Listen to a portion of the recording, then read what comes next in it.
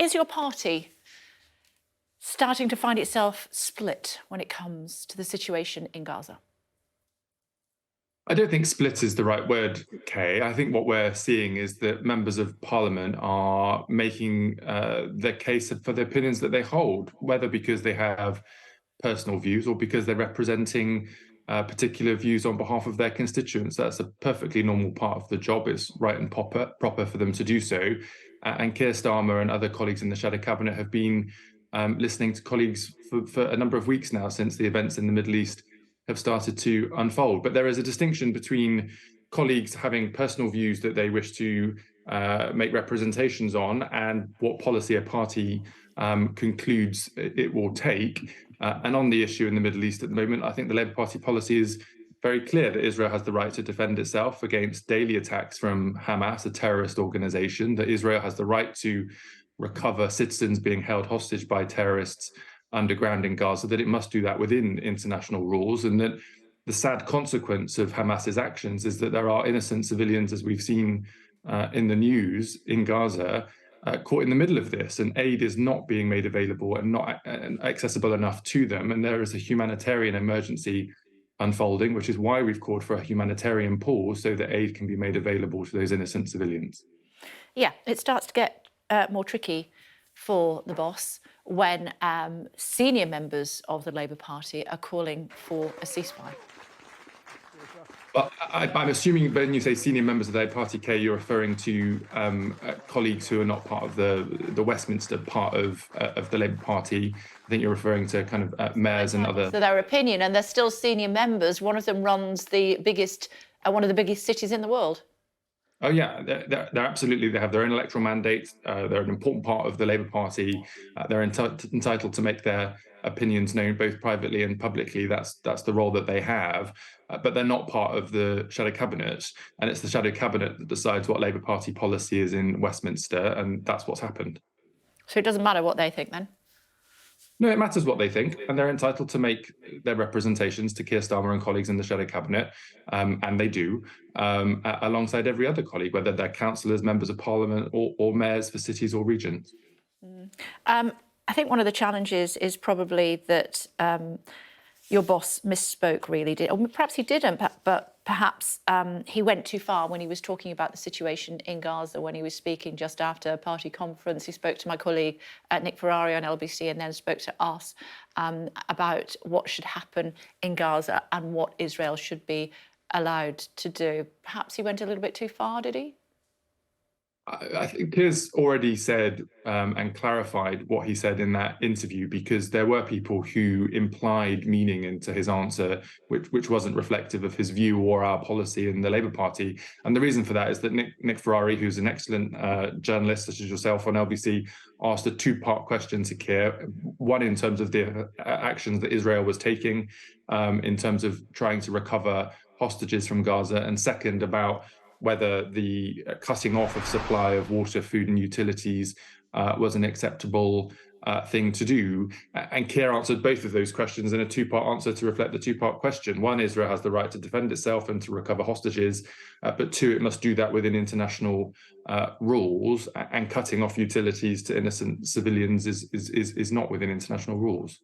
Let me pick you up on something you said a little bit earlier on, Mr. Jones, when you talked about a ceasefire and a pause. I mean, what exactly is the difference? It doesn't really make that much difference, the wording, if you are sheltering in place in Gaza, does it? Well, look, I just want to make a really clear distinction between what people are facing and suffering in Gaza, which is horrifying and shouldn't be diluted or belittled in any way by political conversations here in the UK. And then the second point, to answer your question directly about the difference between a ceasefire and a humanitarian pause. A ceasefire assumes that both sides, that is Hamas, a proscribed terrorist organization, and Israel, agree that they will stop fighting in order to find peace through a political dialogue. We would all love that to happen, of course we would, but there is no suggestion that Hamas, as I say, a terrorist organization, terror organizations of other kinds don't do this, will agree or abide by a ceasefire.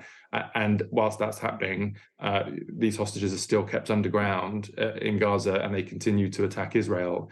That's different to a humanitarian pause. A humanitarian pause, which is what we are calling for in the Labour Party and which others are calling for around the world, including our allies in the United States and in Europe, means that you try through diplomatic efforts to persuade both sides to pause fighting so that aid can be made available to innocent civilians in Gaza, because at the moment that aid is not getting to them and there is a humanitarian emergency in Gaza as a consequence of this war. We all want to get to a position of peace when the fighting stops, but we've got to work with partners. We've got to try our best through diplomatic efforts to get to that point of resolution as quickly as possible. The quickest way for that to happen would be for Hamas to release the hostages that it's holding and to stop attacking Israel. Talking about the hostages, had the minister on the programme, education minister on the programme this morning in the last hour. I was talking about the 200 British citizens who are still being held against their will because they can't get over the border to Egypt at the moment, and through the Rafah crossing. And he says if they're not being allowed to leave, then it is a form of hostage taking. Is that what the Labour Party would agree with? I can't give you a clear answer on that, Kay, because I don't know the circumstances in which those citizens are not being allowed to leave. All I can say is that evidently we want them to be able to come home. And part of the role that Britain has to play through its diplomatic efforts with Israel, by working with partners and others in the region, is to try to facilitate that to happen. Of course, if there are British citizens stuck, either because there are some, as I understand it, who are being held hostage by Hamas, and others who are stuck in South Gaza, not able to get out because of the circumstances, we want to be able to find the best way. Allowing them to leave is the claim. Well, I just don't know whether that's correct or not, Kay, which is why I can't answer the question directly. But of course, we want British citizens to be able to come home if they are there, and we're doing everything, I'm sure, possible to make that happen. OK, talk to me about the Met Police chief.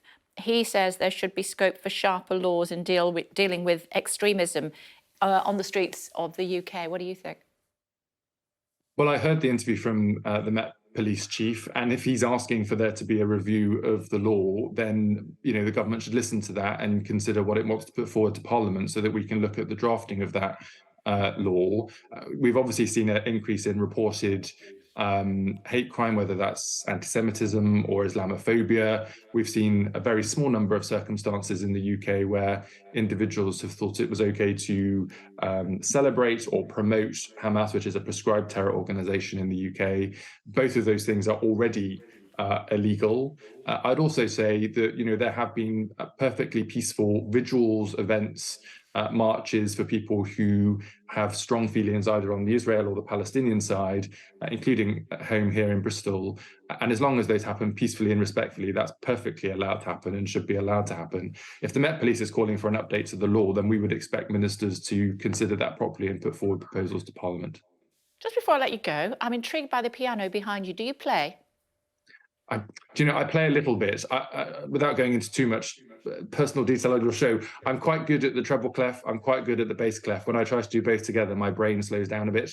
I'm actually a saxophonist, which I learned to play the saxophone at my secondary school, thanks to the Labour government's Gifted and Talented programme in the 90s and 2000s. And my next task is to get my kids, who you might be able to hear getting ready for school in the background, to learn to play the piano, and hopefully we'll get to do that soon. A fun fact that we've learned about you. It's good to see you. Thank you.